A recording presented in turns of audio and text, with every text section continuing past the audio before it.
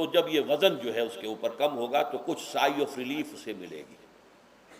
جیسے بے ہوش آدمی پڑا ہے، اسے کوئی ہلکا سا ہوش آ رہا ہے، آپ نے پانی کے کچھ چھینٹے دیے، اس کے بعد آپ نے رات کو کھڑے ہو کر قرآن کے انوار کو اتارا، بارش برس رہی ہے روح انسانی کے اوپر، قلب روحانی، قلب انسانی کے اوپر، جس میں کہ وہ روح جو ہے وہ دفن ہے، وہ زندہ ہوگی اثر نو، ہوش میں آئے گی. اور ہوش میں آئے گی تو دو کام ہوں گے. ایک تو اسے قرآن کی عظمت کا احساس ہوگا، یہ قرآن میری حیات تازہ کا ذریعہ بنا ہے. میں دب گئی تھی، میں پس گئی تھی، میں بے ہوش تھی، میں نیم مردہ تھی. اس قرآن کی بارش نے، یہ ترشح جو ہوا ہے مجھ پر، اس نے مجھے حیات تازہ عطا فرمائی. یہ جو قدر کا احساس ہوگا قرآن کا، لعلکم تشکرون، تاکہ تم قرآن کی عظمت سے واقف ہو جاؤ. ایک انسان بھوک کی وجہ سے اس کا شوگر لیول اتنا گر گیا کہ بے ہوش پڑا ہوا. اب ظاہر بات ہے کہ آپ اسے کچھ پانی کے چھینٹے دیں گے تو کچھ ہوش میں آئے گا، پھر غذا دیں گے تو اب وہ پوری توانائی پر آئے گا، تو معلوم ہوگا اسے اس غذا کی کیا قدر و قیمت ہے. اگر آپ کو بھوک ہی نہیں لگتی تو غذا بے معنی ہے. پیاس ہی نہ لگے تو آپ کو کیا معلوم کہ اس پانی کے اندر کتنی بڑی عظمت ہے، یہ میرے لیے کتنا بڑا انعام و احسان ہے اللہ کا. وہ تو پیاس پر، جان پر بنی ہوئی ہو، اور پیاس اس وقت آپ کو ایک گھونٹ پانی کوئی دے دے تو آپ کو معلوم ہوگا دنیا و مافیہ سے بڑھ کر ہے یہ ایک گھونٹ پانی جو مجھے ملا ہے. اسی طرح جب روح دبی ہوئی تھی حیوانی وجود کے بوجھ تلے، جبکہ وہ نیم خوابیدہ یا نیم بے ہوش یا بالکل بے ہوش تھی، وہ دن میں تو روزہ رکھ کر اس پر سے حیوانی وجود کا وزن کم کیا گیا، اسے ایک ریلیف ملی. رات کو قرآن مجید کے انوار و برکات اس میں جذب کیے گئے تو اس کو پوری توانائی حاصل ہوئی. اس پوری توانائی کا پہلا نتیجہ تشکر، قرآن کا شکر. الحمدللہ الذی انزل علی عبدہ الکتاب ولم یجعل لہ عوجا. پھر وہ قلب کی گہرائیوں سے نکلے گا. سارا شکر اس اللہ کے لیے جس نے اپنے بندے پر صلی اللہ علیہ وسلم کتاب نازل کی اور اس میں کوئی کجی نہیں رکھی، کسی طرح کی ایش پیچ نہیں. یا تبارک الذی نزل الفرقان علی عبدہ لیکون للعالمین نصیرا. بڑی بابرکت ہے وہ ذات جس نے اپنے بندے پر فرقان نازل فرمایا تاکہ وہ تمام جہان والوں کے لیے نذیر اور خبردار کرنے والا بن جائے. یہ قرآن کی عظمت کا احساس. اور ظاہر بات ہے جس قدر کسی نعمت کی قدر و قیمت کا احساس ہوگا اسی قدر تو آپ شکر ادا کریں گے.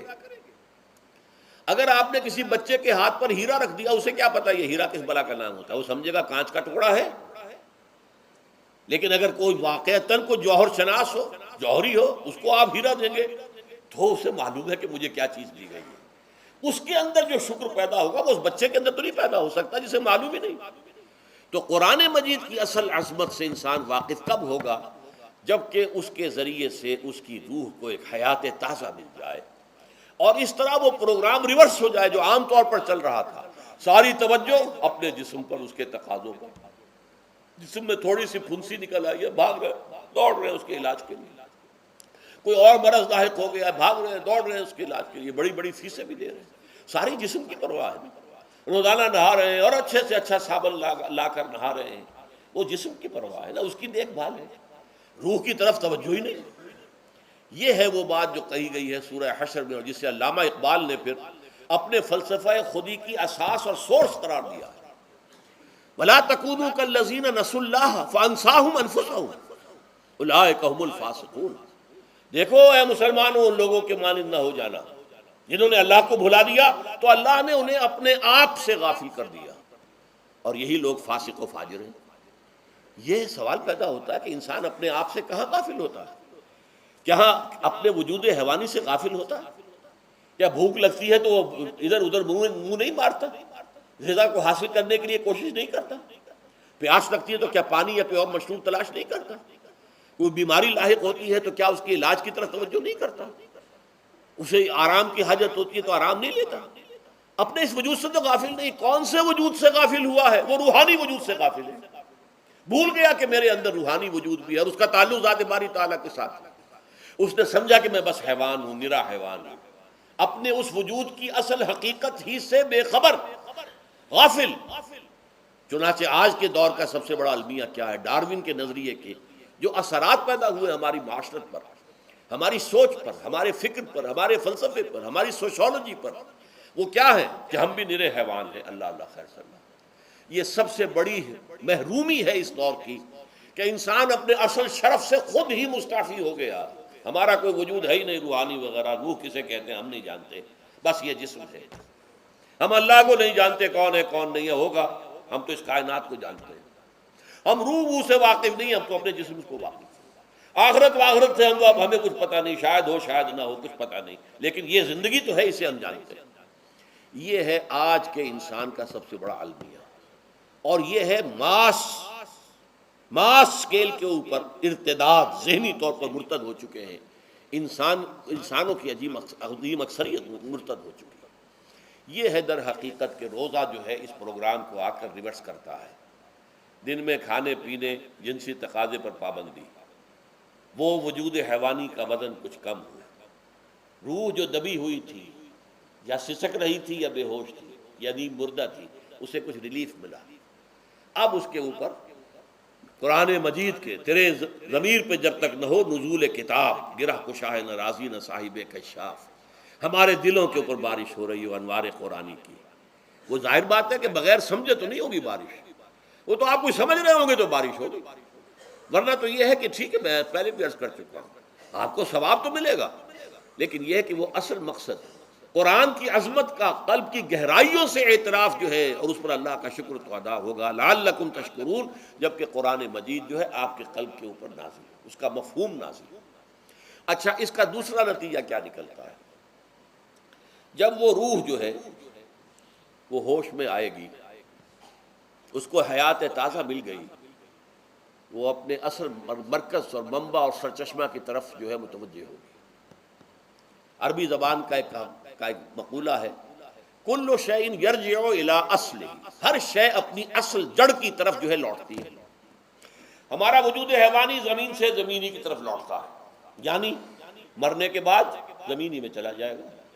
اور نمبر دو، دنیا میں بھی زمینی خواہشات، زمینی تمنائیں، آرزوئیں وہ ہیں، وَلَٰكِنَّهُ أَخْلَدَ إِلَى الْأَرْضِ، جیسے کہ سورہ وہ کہا گیا ہے بلعام بن باعورہ کے بارے میں سورہ اعراف میں، وہ تو زمین ہی کی طرف دھنستا چلا گیا۔ ہماری روح کا منبع اور سرچشمہ ذات باری تعالیٰ ہے، وہ امر رب ہے، لہذا فوراً انسان اپنے رب کی طرف متوجہ ہوتا ہے۔ یہ اللہ کی طرف متوجہ ہو جانا اور پھر اس سے ہم کلام ہونا اور اس سے دعا کرنا، یہ ہے روزے کا اصل مقصد۔ جب سیام اور قیام رمضان مبارک کا دوہرا پروگرام ہوگا تو روح انسانی یا انسان کا حیوانی وجود اپنے مرکز کی طرف مائل پرواز تھا، حسن، اس کو کہہ لیجئے اپنے مرکز کی طرف مائل پرواز ہے روح، ہر شے اپنے اصل کی طرف لوٹتی ہے، لہذا یہ اللہ کی طرف متوجہ ہوگی۔ یہ اللہ تعالیٰ کی طرف متوجہ ہونے کا معاملہ دنیا میں رہا ہے کہ لوگ کہیں جنگلوں میں جا کر تپسیائیں کر کے، غاروں میں بیٹھ کے، بڑی بڑی ریاضتیں کر کے کیا چاہتے تھے؟ مجھ کو ہے تیری جستجو، مجھ کو تیری تلاش ہے، خالق میرے کہاں ہے تو، مجھ کو تیری تلاش ہے۔ میں نے یہ نظم جو ہے تقریباً 6 سال جو ہے ہر روز صبح، ہمارا جو ہائی اسکول تھا اس میں جو صبح پریئر ہوتی تھی، لوگ سب جمع ہوتے تھے، پورا اسکول جو ہے اس کے تمام طلباء، تو یہ نظم جو ہے پڑھی جاتی تھی، مجھ کو ہے تیری جستجو، مجھ کو تیری تلاش ہے، خالق میرے کہاں ہے تو، مجھ کو تیری تلاش ہے۔ روح انسانی چاہتی ہے اللہ کا تقرب، اللہ کے قریب ہونا، اللہ سے رشتہ استوار کرنا۔ یہ وجود حیوانی حائل ہے اس کے راستے میں، یہ حیات دنیاوی اس کے لیے پنجرہ بن گئی ہے، اس روح کے لیے یہ ایک در حقیقت ایک قید خانہ ہے، جیسے کہ حضور نے فرمایا کہ الدنیا سجن المومن وجنت الکافر، مومن کے حق میں یہ دنیا قید خانہ ہے، اس کی روح جو ہے یہاں آ کر اس جسد حیوانی کے اندر جو ہے وہ دفن ہو گئی ہے، قید خانہ ہے، اس پنجرے میں بند ہو گئی ہے۔ تو لیکن وہ کافر کے لیے یہی باغ و بہار ہے، یہی پر عیش کرنے ہیں، یہی پر مزے لوٹنے ہیں۔ تو اس سے در حقیقت ریلیف ملتا ہے، تو انسان متوجہ ہوتا ہے اللہ کی